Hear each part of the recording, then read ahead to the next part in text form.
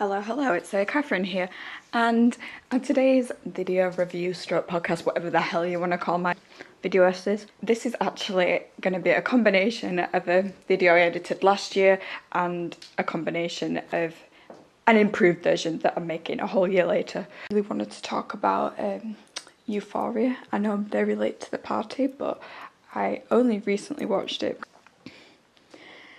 So what caught my attention about Euphoria and made me want to watch it and do a review on it is numerous different reasons. The first one being I simply haven't watched a good teen drama or film in a very long time, and I don't know about anybody else, but I absolutely loved teen dramas, TV shows, films from like the 90s and the early 2000s. I just think that was just like the golden era of coming of age films, whether it be at university or whether it be at high school. Some ones to mention from the 90s might be like Clueless or The Craft or American Beauty, though I know American Beauty is not technically a coming of age film, but it kind of is. It's got some themes. And then, you know, we had all the classics like Mean Girls, Jennifer's Body, Scream Queens. Scream Queens never really took off quite as it should. Like, it had so much potential. I think there's parts of it that were really, really good, and then other parts where it was maybe a bit overdone, a bit too offensive every now and again as well. Like, I think they could have toned it down a bit. It still had a lot of potential. Also, Gossip Girl. I've just always had a soft spot for them. I don't know if it's the nostalgia bringing me back to those naive years where your emotions are really intense compared to what they are as an adult, or if they just got some sort of fun, lively energy to them. But recent remakes haven't been very good. Like the Gossip Girl reboot, that just flopped. They remade Mean Girls, they remade The Craft. Euphoria did catch my eye because it looked different, it looked unique, and as a borderline Gen Z, I was intrigued. The things that I liked about it that were definitely very standoutish to me, obviously the cinematography. I think that was really incredible. The use of lighting to show mood. The way the costumes are designed is very like intentional to show the characters, to show how they're feeling. There's thought put into all of it and you can really tell. I also really like the camera angles, the way scenes will merge into other scenes. Like, editing is amazing. It definitely has this sort of what some people call a Tumblr effect, like Instagram Tumblr. I think obviously that's intentional because teens nowadays are very involved with their phones and technology. I think it works really well. I also feel like it kind of reminds me of like scrapbooks, like how you might, as a teenager, you might jumble up all these different things that inspire you, your favourite artist, your favourite film. It's just like a way of sort of appealing to the sort of teenage fantasy. Yeah, I really like how it is visually speaking. Whether you've already watched the series or not, I mean, there will be spoilers if you haven't, but either way, we need a character breakdown. The first character I'm going to mention is obviously the main character, which is Rue. The whole series is basically seen through her eyes. Rue is I think is she 15, 16 at the beginning? My memory's not the best. I watched this over a year ago. But she is a struggling addict. So she's literally just come back from being sent away to, you know, like an adolescent rehab centre. She's returning back to her school, seeing all her old friends again and some new faces in the neighbourhood. And, you know, she's been away. People have been talking about what happened since she was gone because she had an OD. Some people think that she died, and, you know, there's been a lot of gossip, as there is when you're in school. People talk a lot. Her personality traits, I would say, she's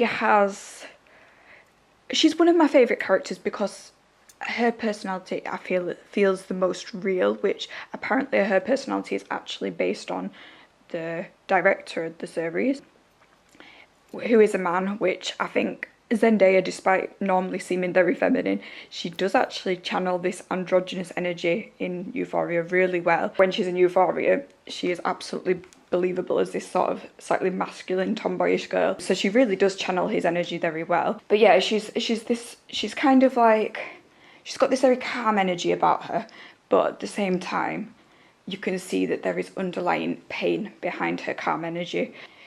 She's somebody who clearly is not comfortable with her own emotions, which is why she's turned to substances. Her father has passed away from cancer, and her whole family have had to struggle with the aftermath of that. Like, her doctors suspected she might have bipolar literally from childhood because she didn't naturally have those traits. They weren't obviously able to fully diagnose her as a child because she's a child and she's still developing. But you can see how, like, she has a younger sister, and her younger sister hasn't been affected by her father's death in the same way, which is interesting because you do often see that in families. Everybody's affected and impacted by tragedies in completely different ways. There's not just one way to react to trauma, and that's a theme throughout the whole of Euphoria. And you can see it with Rue, like, she's turned to substances and masking her feelings and not really expressing herself much outwardly, not being the most extroverted, not being the life and soul of the party, just being that kind of girl that stays in the background, but at the same time she's got a lot going on. Every single character has their own colour theme as well. Rue's colour theme is like a maroon colour, which I guess you could say is like symbolic for maybe danger, because red's a danger colour. It's also a passion colour, perhaps because her drug addiction ends up messing with her dopamine levels, so she can't have connection in the way somebody that doesn't have, like, messed up dopamine levels might experience it, if that makes sense. But then when you consider that, maroon is a watered down version of red. It's not full fire red. It's more like, it's slightly brown, isn't it? Which brown's like a down to earth colour, like soil. So when you think she's sort of toned down by that personality that she has that doesn't like to be centre stage too much. Because of her addiction and her natural personality, she's a bit toned down in that way. But at the same time, she's still got that little hint of redness, that hint of danger from some of the chaotic lifestyle choices she makes. So that's my interpretation anyway. And going on to the next character, Cassie, who is one of my favourite characters. Cassie is the stereotypical American blonde bombshell, kind of naive, and she comes across as quite innocent, and she's also sexualised the most heavily throughout the series. And she's perceived as very naive, so people try to take advantage of her because of that. They take advantage of her innocence and her vulnerability, and the fact that she's a people pleaser, and because she has a very large chest, and, you know, she's a type of girl that falls in love very quickly, and then people shame her for it. And instead of them seeing just this needy girl that wants to please people, who will do things to them, not because she's the one that's crazy about these things, but because she wants to please other people, and she has like this intense desire to be loved, she ends up just having a bad reputation in the school.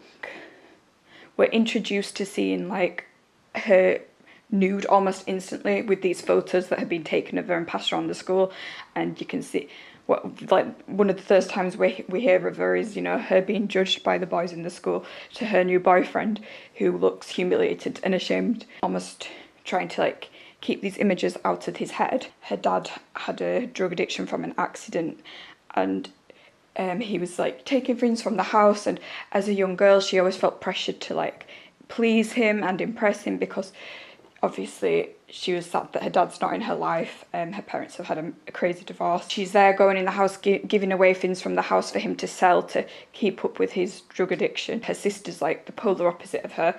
Mum's also an alcoholic as well, so basically the parents probably love them, but they've made bad choices, kind of thing. And you can see how her younger sister has gone the other way. She's become more organised, more sensible. She doesn't want to take risks. Her younger sister is called Lexi. So she's gone the complete other way. She's become very sensible and just wanted to organise every bit of her life so she doesn't end up like her chaotic parents. Whereas Cassie, she's probably on a path to be more like her parents if she doesn't change things as she matures, because she's still trying to please her dad, you know, like doing anything to get his love and attention when clearly his addiction is more important to him than she is. And she's not very good at setting boundaries with people. Like when they're speeding in this car, when he's clearly on substances driving and it's dangerous, she's just pretending to enjoy the car journey, and her younger sister is absolutely terrified, unable to even eat her ice cream because she feels so sick from fear of what's happening.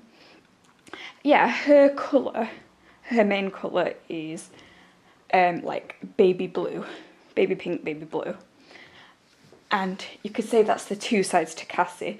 The side of her underneath all the kind of happy smiles where she wants to make everyone feel good, there's this blueness, this sadness to her that she feels like she's not able to gain the love that she desires, that she tries to put out. You can see there's a lot of sadness in her.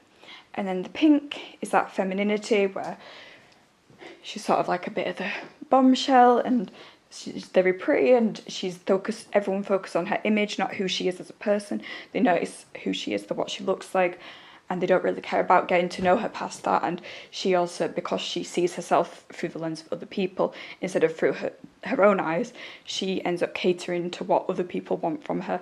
And you can see that every perspective she has, she's looking through the lens of somebody else to create her own vision of herself. Which again, probably most of us can relate to that when we were teenagers. Learning who you are is really something that you don't usually know who you are as a teenager. You usually find out who you are somewhere in your 20s. You can see that she has this childlike innocence within her, and the use of these like baby kind of colours really highlights the fact that she does have a naive gullibility about her. The toned down colours as well, the soft colours with a lot of white, they show how she's not yet at the stage of asserting her dominance. She's not become her true self. She's still like a faded, whited out version of who she is. She's still in the spring stage of her life. She's still developing. She's not yet become her true self. The next character I'm going to talk about is Maddie. She's another favourite of mine. And I think she's the favourite of most girls who watch the show. I found it interesting reading some of the comments though, because I feel like people love Maddie a bit too much. I feel like there's some people that completely ignore the character flaws in Maddie, which every single character in the show has flaws, including Maddie, but I feel like hers get overlooked quite a bit because people just like her. With the character of Maddie, she's a very strong character. Unlike Cassie, she's not going to shy away from saying what she thinks. She doesn't seem to feel the social fear that Cassie feels. She's not afraid to be physical, to physically fight people, to be very rude to adults. Her character is framed as having quite a strong loyalty to her. Like, it shows like a montage of a different times she's physically attacked people, but you'll see like she's attacked somebody for being racist, or she's attacked somebody who's bullied her friend, you know what I mean? It shows her as kind of like, it's sort of like she's righteous in her behaviour. At first glance, she seems like a straightforward person because she kind of says it how it is. She's kind of sassy. She tells her friends what she thinks of them in situations where most people probably would feel uncomfortable to be that blunt with their own friends. But she's actually more manipulative than she seems. She pretends to be a virgin to her controlling boyfriend, who I will talk about later. She watches porn to not because she enjoys it, but because she wants to find out how to manipulate her boyfriend, to how to like give them the perfect fantasy, basically. Also, she gaslights Cassie. She shares some private information she shouldn't share to her when she's on Molly, otherwise known as ecstasy, at Fairground. And when she does this, and Cassie tells people when she's also on that substance and can't keep her mouth shut, Maddie essentially gaslights her and basically tells her and tries to make out she's just crazy and she doesn't know what she's talking about and she needs to keep her mouth shut or she'll have consequences. And then basically gaslights her into like making her out to be not in control of her actions because of the molly she took, even though she was the one that gave her that molly. So she was sort of like shaming her for a behaviour that she basically encouraged her to be a part of. Her violent traits are actually quite a negative thing, really. I know people kind of see it as funny because, and they might see it as righteous because sometimes she's sticking up for people, and it's not like she's bullying people. She's not, you know, picking on the weakest person in the room. She's usually standing up for what she genuinely believes in, and she seems to have this straightforwardness to her where she doesn't seem to like rate her friends from the status. She seems to just be okay with being friends with anybody. You know, I really rate that about her character. Her aggression, for me, I don't think it's a positive thing. At the same time, with all known those kind of people where they might be a bit too reactive, but they're kind of honest people overall, and they're doing it because that's the only way that they know how to stand up for themselves and others. And they're clearly not bad people, it's just that's their automatic reaction. It's kind of forgivable when you're a teenager and when you're very young, but you know, if you keep doing that as an adult, you're going to end up in jail, so you should probably grow out of it. There's one of my favourite scenes from Maddie is probably the scene where she's doing her friend's makeover, Lexi's makeover, and she tells her everyone feels embarrassed at first, but essentially you just have to stop feeling embarrassed. And the truth about confidence is nobody really knows if it's real or not. And I think that was probably like the biggest clue about Maddie that we get, where Maddie constantly has a guard up. We don't actually learn a lot about her family. Her family has seen some of the least in it. But we do know that she's stayed over at Cassie's house many times because her parents were arguing too much. She's clearly had some things going on at home there we just don't know much detail about, which is kind of annoying. I would have liked to have learnt a bit more about that. We know that she's always had a lot of praise since very young, winning prizes for like pageants and dancing and things like that, and everyone's always loved her. She's always been that popular it girl. She's not particularly motivated by anything. She just kind of wants an easy life. She just wants a good life. And after she had her dreams crushed as a child, owner of the pageantry turned out to be a nonce and her parents didn't want her to do it anymore. After that, she kind of lost motivation and just ended up kind of wanting the easy life. And I think like it's often framed as if like she knows herself, but I don't think she does, because nobody knows themselves like when you're so young. I think just like when she says you never know if confidence is real or not, I think she's very a fake it till you make it kind of girl, and we never actually see her much of her vulnerable side. But the way it takes her a lot to, she keeps going back to her abusive boyfriend despite the fact that he keeps hurting her. That shows a weakness in her, because if she was fully the confident person that she's destined to become, she wouldn't keep going back to an abusive relationship. And she still does use manipulative tactics to get what she wants. And she has this outward confidence about her. She will say what she wants, but just because you can come across confident, like she said, it's not the whole picture. Sometimes you are putting up a front, and behind that there is a more vulnerable person that you're just hiding away from everyone. And if she had full control over herself, would she have turned to violence to assert her dominance? Or would she just be quietly confident, you know what I mean? So I think there's definitely a lot more layers to her that we don't actually get to know in the first two series. I know that there's a third season coming out soon, and I kind of hope that we do get to know her vulnerable side a bit more, and a bit more of her family life. And that comes up to her colour. Her colour is purple, which is interesting actually, because purple is a colour that's associated with mystery and intelligence, and Maddie's character is not necessarily portrayed as mysterious or intelligent, but perhaps she actually is, because like I said, we don't really get to know her vulnerable side. That part of her is a mystery in a way, despite the fact that she seems as upfront and she comes across as straightforward up front and knowing who she is. Perhaps there's a whole different side to her that's just actually even more locked away than all the other characters.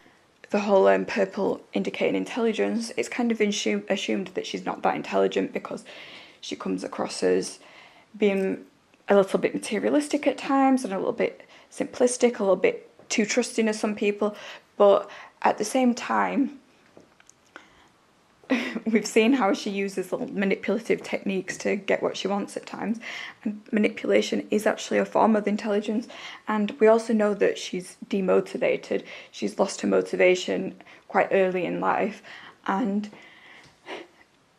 it could be that actually she has a lot more potential, but she's just not using that potential because she'd rather just become a housewife or something to a rich man and have it easy rather than truly using the potential that's within her. But we might find that as she gets older, she changes her mind on this and she gets her motivation back and she actually finds her own passions. Or perhaps she won't. Perhaps she'll just live a good life, and perhaps just living a good life is actually the true answer to life. Maybe she's actually the one with all the answers. So yeah, that's my thoughts on Maddie. The next character I'm going to talk about is Nate. He's also one of my favourite characters, but one of my worst characters at the same time. He's one of those people that you love the character but you hate the guy kind of thing. He's stereotypical, like, frat boy, alpha male kind of very toxic, the stereotype of toxic masculinity basically. He's super homophobic. He's got trauma because his dad, he found videos of his dad basically being intimate with transgender and other men.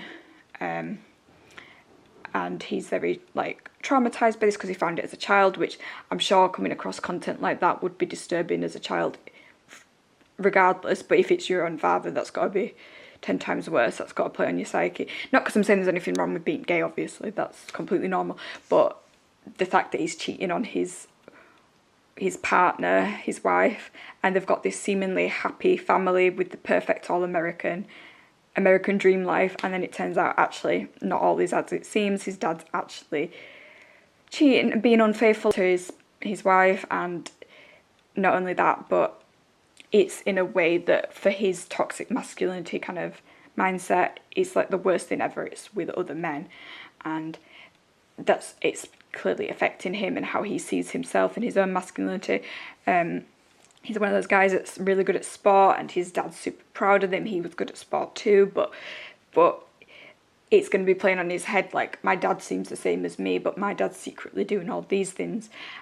And so because of that, he really wants to prove that he is not his dad to himself, and he's super homophobic and becomes quite a horrible person because of it. He bullies the transgender student in their school quite badly because you can clearly see his own insecurities and his own shame. He's projecting it onto her. He could be on the sociopathic side because he does a lot of very immoral things throughout the show where he clearly does not have much of a conscience and he doesn't have remorse, and he's just very cruel. He will lie to people and it won't affect him. He can seem like he loves or likes somebody, but it's clear that it's just because he wants something out of them, like whether it be sex, whether it be his reputation, a partner for his reputation, anything like that. He does have this sort of hero complex where he, like it says at the start, he'd love to, like, torture men who would want to hurt his girlfriend Maddie, but it's like, is that actually because he cares about Maddie? Because later in season 2 he threatens her with a gun. He wasn't actually going to use it on her, he was just scaring her, but the point is that's still messed up. And he also chokes her as well, so he's physically abusive to her. So, you know, does he actually care about her? Or is it more just that he sees her as a possession to control, like an extension of himself? Like a lot of narcissists and a lot of sociopaths, they see their family as an extension of themselves, so they'll be protected of them. But is it actually because they care about them, or just because they see it as an insult to their ego if somebody else does something, you know what I mean, like their property being damaged? And is it even worse than that? Is it that he just wants an excuse to torture somebody and he's using what he sees as a moral justification so he doesn't have to feel bad about himself, like, oh, I'm just hurting this man because he wants to hurt my girlfriend? But really, does he even really empathise with his girlfriend and feel horrible for her if something was to happen to her?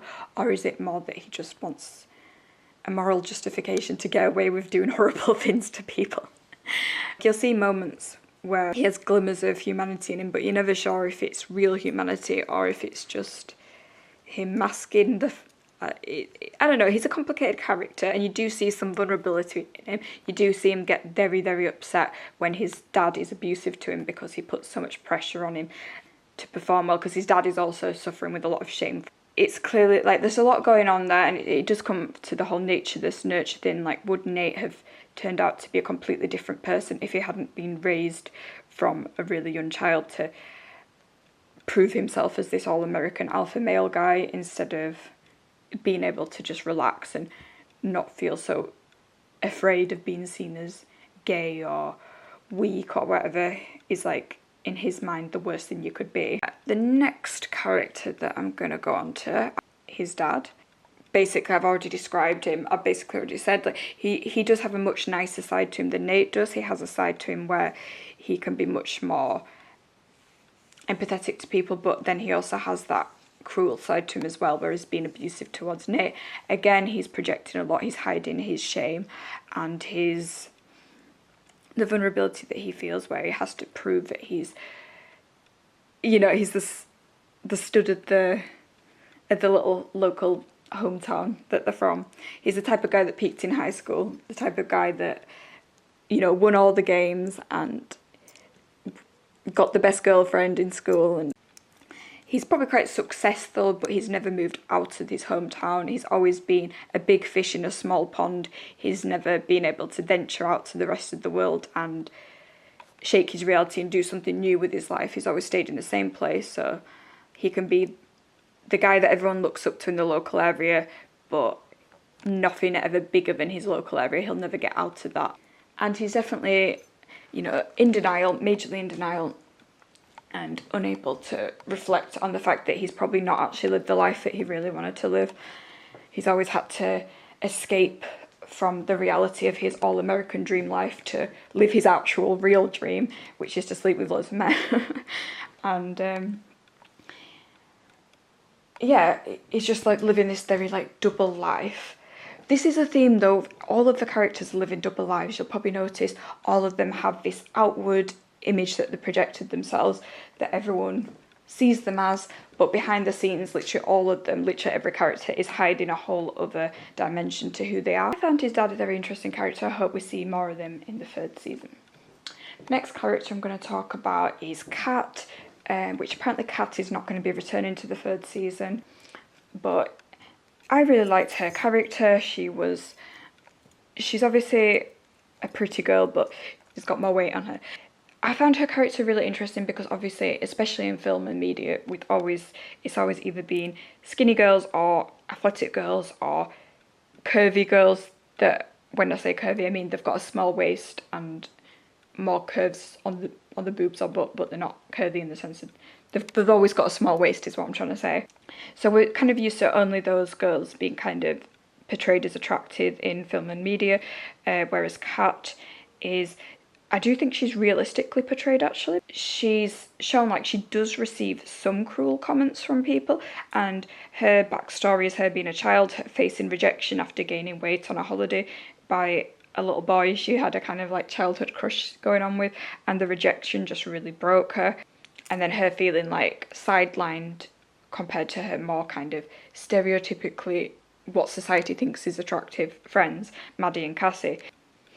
So because of them kind of getting all the attention, even though she is friends with them and she's always had lots of friends and fitted in with people, she doesn't necessarily have problems in her household, but she feels very like invisible, very kind of sidelined. There's the scene at the beginning where she can see that they're all, even though the guys are being super disrespectful about Cassie, at the same time you can see it in their eyes, they're still attracted to her and interested in her, and then they're kind of making fun of her and implying that she's not got that sex appeal in that way, and kind of like she's not like bold enough to be comfortable in her sexuality, and they're kind of mocking her a little bit for it, and she really wants to prove them wrong.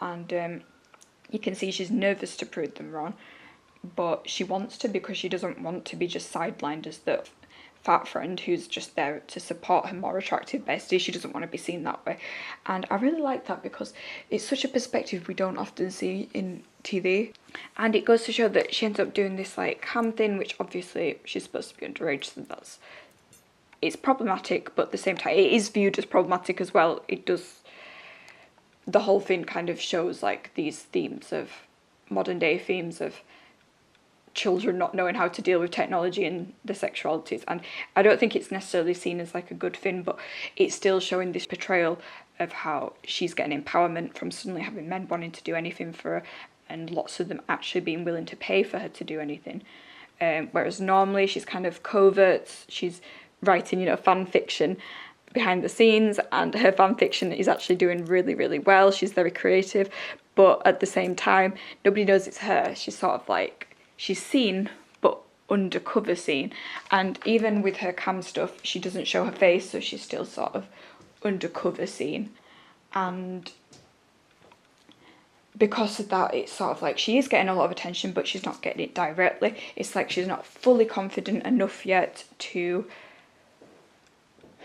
fully be completely seen, but she's slowly learning about herself and her sexuality and what people want from her through her little covert experiments behind the scenes that people don't know that she's doing. Again, back to double lives. I feel like that is a lot of teenagers. I feel like all teenagers make a fake account at some point and pretend to be somebody they're not online. I feel like everyone's done that when they're like 12, 13. I think because you don't know who you are yet, I guess you are sort of experimenting with these identities, and you don't want to come out and like say it's you because you're not sure that is you yet, so you kind of just experimenting behind the scenes. You're not wanting to be cast as this yet. You don't want everyone to see this as you, so you're kind of doing it privately to see, is this the me? And if it turns out it's not for you, no one's going to know it was you that did that. So it's kind of like that. People are still attracted to her even though she doesn't necessarily fit in with society's ideals. People, and that's so real, because in real life, best believe, people are attracted to all kinds of people. They're not just attracted to the supermodels that you see in magazines. Best believe it. And I think it's more than realistic to show someone having self-doubt and going back and forth, feeling confident, then losing the confidence. I think that's realistic. We all go through that. Confidence isn't a static thing. You don't just, one minute you're not confident, the next minute you are. Realistically, you will go up and down in how you feel about yourself throughout your whole life. That is normal. You'll think you've completely healed from an issue, and then you'll find out, actually no, I still feel a type of way. I think everyone loved her in the first series, and then they thought she was written badly in the second series, and I just don't agree with that, but that's just my opinion. But yeah, the colour that her character has is the colour red, which again shows her passion, and as she becomes more confident throughout it, the colour red is seen more. So it's definitely a sign of her confidence and her owning her sexuality. There's times when where she's testing the guy that she's seeing, who he starts off giving himself making himself look a bit of an idiot, to be honest, but then as she gets to know him, he actually turns out to be quite nice, but she still doesn't trust him, and she sees him talking to another girl, and she's a bit overly jealous, a bit overly insecure, and she says a few things to him that are a bit gaslighty, where she seems to like sort of self-sabotage and not want to stay in the relationship because she's losing passion for it and it's not exciting her and stuff. And it's almost like as soon as she realizes she can trust him, she's bored. And I think that, again, that's possibly just because her character didn't believe that she could be truly liked for who she was, and then when she realised she was, I think her character suddenly realised, but did I actually ever like him, or did I just want the validation of seeing that somebody could like me for who I am?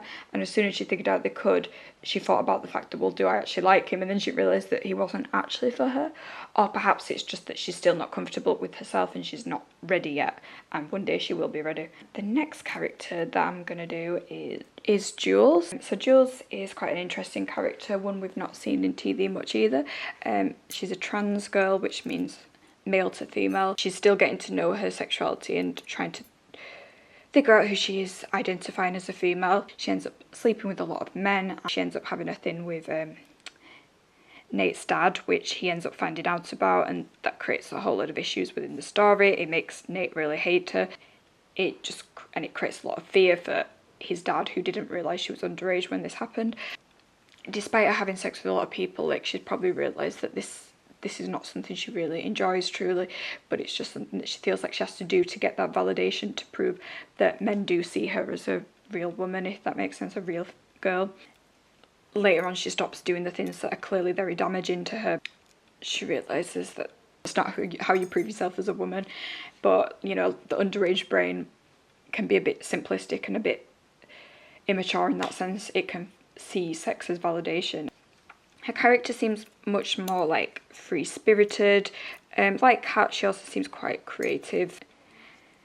And it's hinted that plans to get outside of their hometown. She doesn't feel like she completely fits in with the hometown. She wants to escape. She ventures out to the city and really enjoys city life, and has plans. She has big plans for herself. She wants to get out and experience more in life. Her family dynamic, she wasn't accepted for who she was. Her mum sent her away to like a mental hospital, so she lost touch with her mum, but her dad was very supportive and she lives with him. She seems to be kind of allowed to do what she wants and have a lot of freedom, but she does seem to enjoy the freedom and seems to have there's a bit where she quotes Romeo and Juliet to Rue when they kind of end up having a little relationship, and you can see that she talks about feeling stifled, whereas Rue kind of wants to keep her there because Rue's just fighting for survival with her addiction. She doesn't have time to have big plans for herself. She tries to hide her addiction a lot from Jules, but Jules ends up getting very frustrated with her, and she ends up feeling quite trapped by her. And not only does she get sick of having to look after her with her addiction and feeling like she's being lied to, but as well, I think she just realises that she doesn't want to be just stuck with one person right now in her life. She's ready to go out there, and she didn't want to settle down too soon. She wants to explore the world and see more of it, which is perhaps why she can't stay fixed in one relationship and why she's quite experimental. She's just very open-minded to all the different things that are out there in the world. But obviously she is experiencing a lot of trauma from some of the sexual experiences she's had, her mum rejecting her and not accepting the fact that she wants to identify as a female. She's always constantly trying to run away and escape. Her colour theme is rainbow, like you see her with the most colours throughout it, which I'm guessing is partly to hint at the fact that, you know, the LGBT community, I'm guessing it's probably partly in relation to that, but it also could be to show how experimental she is and how open to new things she is, how again, her identity is not fixed. She's not going to be forced to be the gender she was assigned to at birth. You're not going to force her to just stay in her hometown, stay in a relationship with one person. She's going to feel all the colours in life and experience everything in life, not just one side of it, one part of it. She definitely seems like one of the sweetest characters in it, like one of the kindest ones, but at the same time she also has this annoying side to her where you can see that she's kind of a bit of the fair weather friend. Like she doesn't have that loyalty that some of the other characters have, where she wants to stay by people. She kind of seems to go with the breeze, and she will up and leave when it conveniences her, which means you never truly get to know her. She's one of those people that can be a little bit, not that I'm saying she doesn't have depth to her personality, I don't mean like that, but can be a bit shallow with her friendships. Whereas if you're not the fun thing at the moment and you're not keeping it light and airy, she's not ready. She'll be there for you in the hard times, but she's not going to stay too long because she doesn't want to be dragged down with your negativity. She will up with the breeze and ride off on her bike and move on. The next character I'm going to go on to Lexi. I'm not going to go on to Lexi too long. Her character her colour themes are kind of like earth colours because she is very down to earth. Like I said earlier when I was talking about Cassie, she's very organised, she's very the opposite of chaos. She ends up having a relationship with Fez later on, who is literally a drug dealer, like a nice drug dealer, but nevertheless is a drug dealer. She doesn't fully escape her chaotic family background. She still is attracted, like, you know, the whole opposites attract. She's still attracted to the things that are there in her family background, despite the fact that she is very prim and proper.